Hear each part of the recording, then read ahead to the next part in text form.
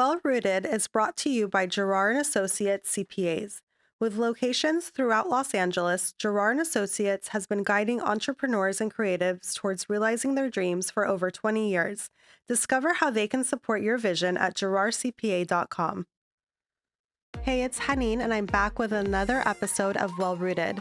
On today's episode, we sit down and speak with Lauren Harb. Lauren is the founder of Harem Modern, and we talk a lot about her Palestinian identity, her Arab-American upbringing, and how that all came into play into her entrepreneurial journey. This is a really fun episode. I'm really excited for you guys to hear it today. So please welcome Lauren onto Well Rooted. We are here today with Lauren Harb. She is the founder of Harem Modern. I'm so excited to have you here today. Thank you for coming. Thank you so much for having me. Thanks. And we had her drive on the 405 to come see us. That is not an easy feat, you guys. That's like real gets real. Commitment. That is real commitment. Okay, you need to tell us and tell the audience about Harem Modern. Okay, so I own a Moroccan rug company. I import rugs from Morocco. We ship them all over the world. Really kind of rare, unique, one-of-a-kind pieces. We have really high-quality pieces. We have vintage and antique pieces, and I just kind of try to source them based on what is interesting to my eye. Okay. Yeah. They're really gorgeous. I have you. window shopped on your website more times than I can count. And I might have to have you come to my house one day and just Honestly, I would love to do that. That would be amazing, honestly. This is one of my favorite things to do with customers. Okay. Actually, it's have them send me pictures and, measurements and just kind of use my eye and get feedback and talk about do you have kids? Do you have pets? What are your needs? And help them figure out exactly what they want. And if you're in the neighborhood, I'm happy to come to you. That would be amazing, actually, because you also have a huge warehouse here, right? No, actually, so all of our rugs ship from Straight Morocco. from Morocco. That's amazing. For a while, I was kind of storing some of them in the second bedroom in my home, but that just was taking up a lot of space and meant strangers were coming to my house. And so we're moving away from that model. Okay. Yeah. But I love that. So how are you able to source these rugs? So I built connections with several partners in Morocco, cooperatives, and also people collectors, essentially. And so I have, a few different partners, and basically I either go there and visit, or I tell them what I'm looking for, and they send me pictures, and I'm like, that one, we want that. Oh, perfect. So you're basically curating from the artisans themselves. Exactly. Okay. Yeah. That's awesome, because I think a lot of times, I think Moroccan style is really big here, especially in LA. And, you can go to a lot of different places to sort of find those types of items and those really interesting objects or rugs. But you don't really know where the actual source is, right, that you're getting them from. And there's something to be said about sourcing it straight from the artisans themselves. Yes. Is that something that's always been important to you? Super important to me. I think, first of all, there are also a lot of Moroccan style rugs that you'll see, some of the bigger brands, know how to imitate the sort of classic Moroccan look.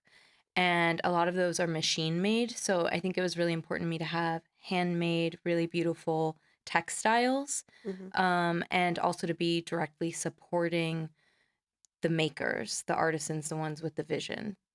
Yeah, I think that's so important, especially now more than ever. I think people are just a lot more conscious of where their money is going, and I think there's something to be said about authenticity as well. Yeah. Right? I feel like people in general just want that special item, and they want it to have meaning, especially when it's in their home. That's so true. The rugs are an investment. It's an investment piece. It's really like buying a piece of art that you're going to use, and hopefully it's going to last you a lifetime or as long as you want it to. And so I think when there's a story behind it, it makes it so much more special. And when you know that there's no other piece like this, there's just one like this because it was made by hand. Somebody had a vision or an idea, and even if somebody said, okay, I want it just like that, the second one is not going to look exactly like that. It's going to be slightly different. And so I think, people want to be able to say, this is a special thing I have that nobody else has, and here's the story. Yeah, I agree 100%. And I feel like that's a trend we're seeing in general, even with clothing. I think Mm, vintage is just, it's just out there. Everyone's talking about it. It's all over TikTok. yeah, People want to source those really unique, cool pieces. And I don't see why like the home would be any different, right? Because it's yeah, where you spend most of your time. right. You want it to be special. So, yeah, it's every piece really is beautiful. And like you have the cutest pillows and poofs Thank you. too. I love our pillow and The poof pillows are selection. Thank you. adorable. And yeah, as you mentioned Thank you. earlier, like there's a lot of that sort of Moroccan style being Yes. imitated across the board. We see it with Yeah. mass retailers. Yeah. So, what would be the advantage of buying from Harem Modern Mm, versus, something that looks very similar at Crate and Barrel or yes. I love another that major question. retailer? I mean, first of all, I think if it's important to you to support a small business, then as opposed to one of those larger retailers, then that's the first advantage is, it's just me. I'm a one woman show. And then, of course, all of the artisans in Morocco and my partners there. But you're really supporting kind of on more of like an individual and community level than you are a bigger brand. Mm. And then I think you also get something, like I said before, that nobody else has. So those pillows and poofs that you see are made from scraps from old rugs. And so it's one of Wow. the ways that they just don't let anything go to waste.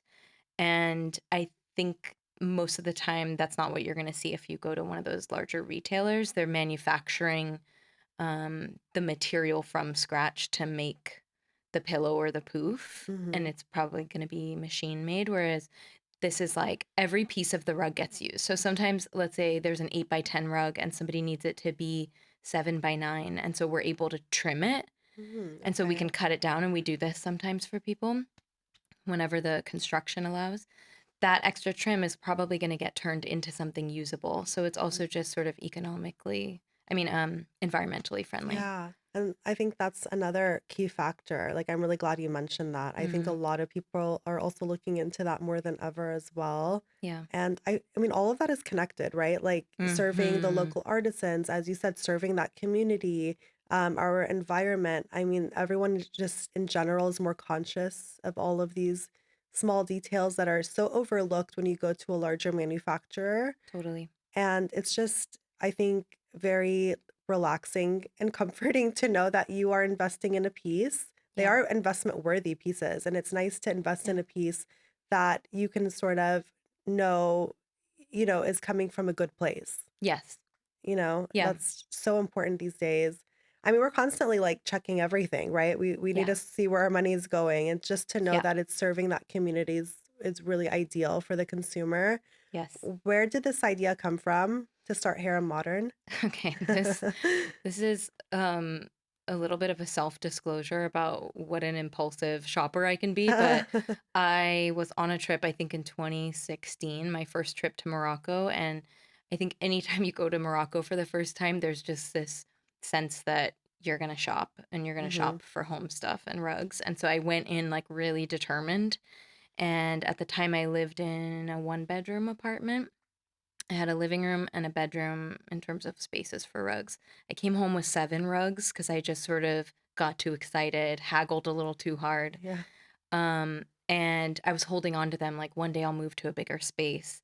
And after a couple years, that dream hadn't come to fruition yet. And I was like, okay, I think I need to sell some of these.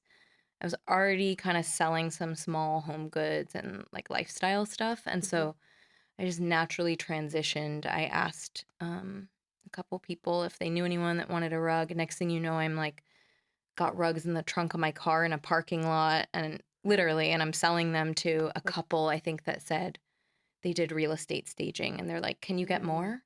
And I just didn't even think about it. I was like, yeah. And then, I got in my car. I'm like, okay, how do I get more? And I immediately just kind of reached out to the people I'd gotten the rugs from and just like connected with them and started kind of following the trail back to the artisans. And That's incredible. Like, so the yeah, business kind of fell into your lap in that way. yeah, That's awesome. And then, so then you just started going back to those artisans, back to those yes, people, yep, sourcing more rugs from them. yeah, yeah. And I wasn't bringing them here because I had no plan for this business. This was a surprise. I already had another full time job. But I would just kind of post them and see if anybody wanted them on Instagram, and it started to go well. But when you're buying from someone on Instagram and they're just posting in stories and they don't have a website, I think people were like, I just want to make sure this is legit. Right. So over time, I legitimized, I got a website, and um, It's a it's a process. And process. it's Yeah, a learning process as well. And as you said, you're a one totally. woman show. To Yes. even make it that far on your own is really inspiring, to be Thank honest. you. What are some lessons you had to sort of learn, Mm, especially in those early stages when it kind of, as you said, it wasn't part of your plan, it kind of fell into your lap? yeah. Where were the learning curves in that process? Well, I think the biggest learning curve and the biggest lesson for me was around flexibility. Hmm. So I had to really pay attention to like who is the customer that's gravitating to me? What are they looking for? And also how is that changing in different sort of times? Like my COVID customer was a really different customer than before and after. And so I think just adapting very much to what my customer's looking for and what they want, and being willing to kind of like let my business shift to meet the needs of whoever my customer is instead of being really rigid about like, this is my vision, because I think that makes sense for some people, but I didn't go into this with this is my vision Hmm. for the business. It was more like people focused, like this makes people really happy, and so I Hmm. wanted to see what they liked.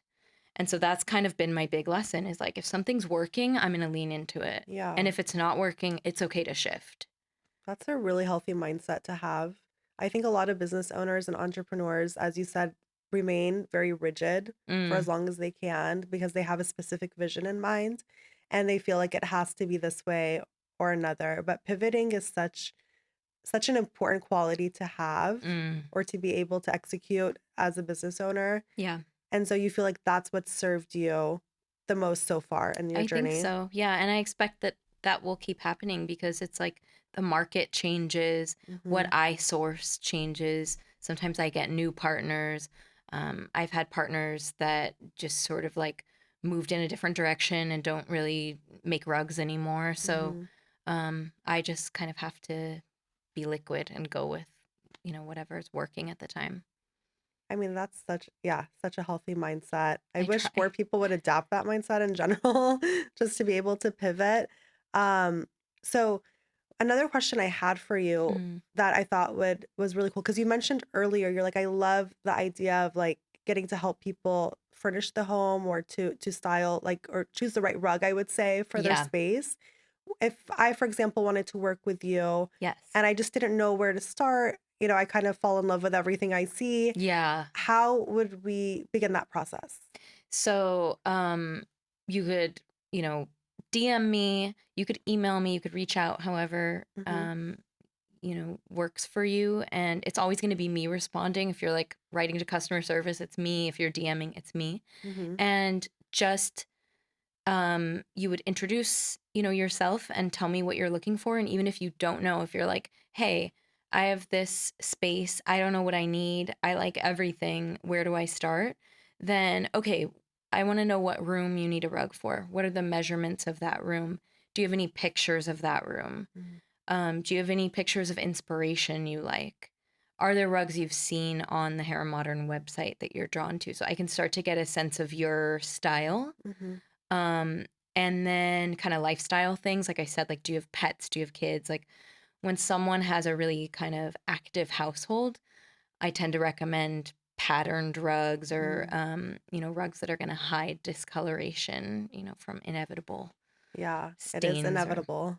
Yeah. so just kind of like addressing all of your needs. And this part is so fun for me. It's like a service that I like to provide as part of the purchase. I almost find that doing that is more exciting than just waking up and seeing there's a sale Mhm. because I got to be a part of it. And honestly, if we go through all of that and you're like, I just didn't find, I think, anything that feels quite right, that's okay. I can either try to source something. That's something people don't always know. If you don't see it on the website, I can usually source it. Mhm. Um, I can custom make it for you, or we can just kind of wait and see, like, does something else start to become clear for you over time? There's no Right. pressure. Okay. Yeah. I might have to take you up on that. Yeah, please The do. more I'm I'm happy hearing to about this, help. I'm like, I need your services, girl. It's so fun. And also, what people don't realize is that often my mom is secretly involved in this because Oh, my no mom's an way. interior designer. Nice. So I will sometimes ask her for advice, and she's like, okay, the rug needs to be at least a foot. Like the edge of the rug should be at least a foot from the walls. Oh, I didn't know this. I did not know I that. learn all of these things from my mom. So she's often involved in, That's designing your amazing. homes. Is that kind of where this came from in some ways? I think that I've always had a creative eye and an interest in interiors because of her. Mm-hmm. But also after I started the business, I can't remember if I learned or remembered this, but I learned that my grandfather was in the textile business and my great grandfather was like really deeply entrenched in the textile business in Palestine. So I feel like it was in my Mm. blood, Yeah. Going back to your roots. going back to my roots. Yeah. So you mentioned your grandparents are from Palestine. Yeah. Do you want to tell us a little bit about your family roots and share Yeah. share about that? I would love to. So my dad was born in Ramallah in 1940. Mm-hmm. Um, his family is from there originally. He came to the States in 1956 during the Oh, Suez wow. War, and he was 16 at the time. He was in boarding school, a school called Friends Boys School. It was a Quaker school across from his home. And his dad came and sort of like yanked him out and said, "Get ready, you're moving to America." Because he had all sisters and one younger brother. So the idea was, let's, in case something happens to us, let's at least preserve the family name and have one boy survive. Wow. And so he was on a plane to Germany. I think it was that night, um, and by the next day, he was in the States. And so yeah, he made his life here. He met my mom here. My mom's American, Mm-hmm. um, and I think briefly when they met, his parents were like, "Okay, no, you need to come home." Oh, And he went home to no. Palestine with a one-way ticket, but they were writing love letters the whole time, and he was like, "I can't." That is so romantic. Yeah, he came back and they eloped in Vegas. Even more romantic. I know. That is such a sweet story. And Mm, I feel like it echoes a lot of, the it echoes a lot of what makes a Palestinian a Palestinian. yeah, We don't have the luxury. A lot of our parents and grandparents didn't have the luxury of just growing up and, you know, working and just remaining on their homeland, unfortunately. yeah, And to have to make that sacrifice, leave everything he knows at such a young age yeah, and come here. I mean, it's amazing he met your mom and, yeah, obviously started a family, but mm, there's like a certain amount of heartbreak that all Palestinians have yeah, to accept. yeah, And, it's just inevitable in some yes. ways. Loss is just a part of our story. Mm. Yeah. I had a comedian here the other day. She's a Palestinian-American comedian. Mm, And one thing we were talking about is the sort of like dark humor that a lot of yes. us, it's just so ever present in our society and in our culture, Mm, that we're able to sort of find maybe the silver lining, but find like the laugh in any yeah, situation because we're just so accustomed to it, yeah, right? In some ways. And I mean, unfortunately. yeah. It's like this, like, depressive, like, resilience. Yeah, it is. I think it is a Yeah, sign of resilience. Like yeah. we are able to laugh at ourselves even though it's not funny. No. It's not funny at No, it's all. not funny. Yeah. And I know you have, like, an actual career Yeah. aside aside from Harem Modern. Yeah. You do have a traditional career. You Yes. you're a Yeah. psychologist, so you work with all types of patients, I'm sure, and I know I'm Mhm. not asking for any specifics here, but as someone who really has to listen to the mindset of so many people or what's going on inside of people that isn't Mm, necessarily shared with the world, yeah. what have you noticed as far as like the past year? Like how has, what's going on in Palestine and Mm. all over the world, and I think the reaction of the world to what's going on in Palestine, how is that affecting your patients and people that you've spoken to, just generally Yeah. speaking? And is there like an effect that maybe a lot of us are not realizing that's taking way here? It's so interesting because um there's such a distinction between how it seems to be affecting my community, the people that I surround myself with, and a lot of my patients. And I think it's really reflective of kind of maybe a larger divide in the country because obviously I'm surrounded by people with similar values that have been kind of steeped in hopelessness um, and fear over the past year, among Mm-hmm. other dark and uncomfortable feelings. I would say that a lot of my patients don't even talk about it. It doesn't seem to be a part of their kind of like conscious thinking most of the time. I have a few that are deeply affected, and either they identify as Palestinian or Arab American, or they um, are just attuned. They're just attuned to what's happening, Mm. and they're sort of like deeply caring and empathetic people. But I have plenty of people that just have never brought it up or just think about it in terms of like, yeah, the world is crazy. Mm. Um, and so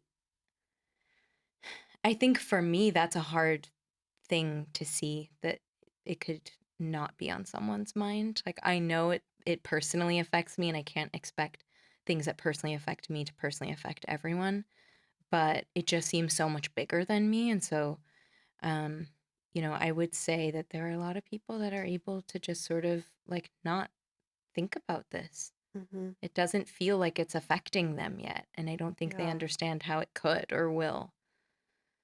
Do you have any, like, are there any mindset shifts that you Mm, apply for yourself to sort of get you through the day, to sort of get mm, that maybe other people could apply? Or like how do you get through that? How do you cope? how am I How coping? do you cope? Yeah. Yeah, I mean, this is such a hard question because sometimes I'm like, am I coping? Mm-hmm. And like I have all of these tools, but I'm not really okay. I think part of how I try to cope is just like by continuing to move through my life, but giving myself permission when it feels like too much. I don't know if that's the right answer. I have a lot of guilt around that. I think when I'm letting myself have happy moments, letting myself post for the business, letting myself laugh, I feel bad. I feel really guilty about this, but I also feel like without those moments of levity or without moments that just remind me of some normalcy in my life, I don't really have the energy to sustain the fight in me either. Mm-hmm. So I think like I don't have any great answers here because it is so big and so heavy, but I feel like I am really trying to attune to myself and listen to what I need. And sometimes I feel like I need to be in community events where I know I'm going to be surrounded by my people. Sometimes I'm like, I just need to go out. I need to get dressed up, go out and have fun, and that's okay. Mm-hmm. And sometimes I'm like, I need to feel terrible and I need to be like really in that feeling. And I need to do something about that. Maybe I need to make a donation. Maybe I need to reach out and talk to other people that are feeling this way. But I'm just always kind of paying attention to like, what do I have the capacity for right now? Yeah. I mean, that's really great advice. I mean, I know you said you don't always have the answer, but I think that's Yeah. great advice just to listen to where you are. Yeah. And if you're able to look really nice and go out and have a great dinner and have fun, do that. Take that moment. Yeah. And if you just need to sit in those really awful feelings, also Yeah. do that. And sometimes we have to feel that, you know? Yeah. And I feel even just being like, sometimes I want to get dressed up. I feel so badly saying that. Mm. That feels really shallow. Um, and yet at the same time, I'm like, yeah, I know there are a lot of people that miss those moments and they can't have those moments. Mhm. Um, but I don't know how to just like keep being a person and move through. I'm trying. I think we can all be guilty of shaming people on social media. If you're doing this, it means that. If you're Yeah. not posting this, it means that. And I think like it's clear where I stand. It's clear where my heart is, but I'm also trying to find a way to, I guess, take care of myself so that I can continue to show up. Of course, of course. And that's a lot of it too. It's you can't that expression where it's like, "Oh, you can't pour from an empty cup." And it's Right. true because you are pouring so much into your community. Yeah. I mean, I met you at a community event, Yeah. right? And I know you had attended previous events, and I feel Yeah. like you're someone who's very active in that world. Yeah. And that's kind of what I know you as, like, even though we've just met recently, but that's kind of what I Mm, associate with you because I could just tell right away that's something that was important to you. And thank you. that's something that I really respect, and that's part of the reason why I wanted to start this podcast, honestly, is because I think I always felt like maybe I wasn't doing enough. And, Mm-hmm. and we donate and we post and we share, Yeah. and then it sort of feels like, well, what else can I What do? else? What Yeah. else can I do? And it's kind of important to remember that all of these little moments, just us Mm, being here today, is a form of activism in some totally. ways. It's a form of resistance. Yeah. I mean, this conversation could tick off the right people, Yeah. right? And that's fine. And it's just about continuing to do what we can to have our voices heard, Yeah. to have your voice heard as an entrepreneur, as a person who's really doing amazing things and doing cool things.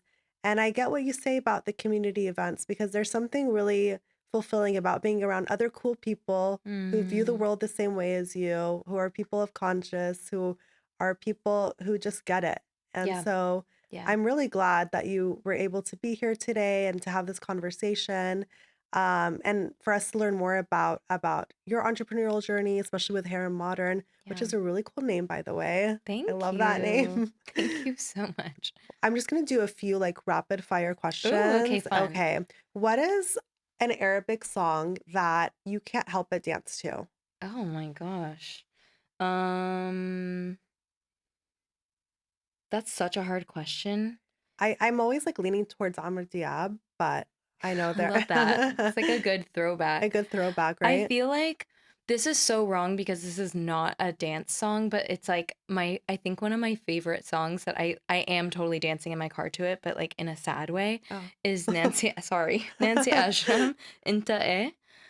Oh, yes. I love that song. It's not a dance. It's not a dance It's not song, a dance song. I'm sorry. I'm but whenever I playing hear it, I wrong. do wanna be, like, over I dramatic. want to be over dramatic. I Like wanna go I'm sit in in the my music bathroom. video. I'm in the Yeah. bathroom, the Yeah, shower. Like I yeah. am hurt. Like, I think we grew up with, like, that image burned in our brains. Okay, what is your favorite Palestinian dish? um, I would say it's so interesting because I was thinking about what my last meal would be if I had to choose, which is a terrible That's a terrible thought. thing to think about. I know. And I was thinking, like, my mom's ma'lube. My mom's not Palestinian, by the way, but she was trained by all my dad's sisters the Oh, I minute can they got married. imagine, They were like, all yeah. right, get in the kitchen. Madub is yeah, Yeah, you can't mess with Madub. no. Okay, this one might require a little bit more, Okay. not critical Now I'm thinking. No. sweating. Okay, no, no, no. This one's fun. Okay, so I know that like the dating life here in LA is Mm, like shit. Like let's just be honest. I yeah, have a lot of friends that have told me this. yeah. Um, and I saw that recently, or that coming up, we have Love is Blind Habibi Oh my God, I'm coming up. so I excited am so about excited this. for this show. I need to see how this plays out. Yeah, But I think it'll be really good. yeah, I'm Yeah, excited. We're ready. Our we are so community ready. needs We it. need this. It is Yeah. healing. We need this.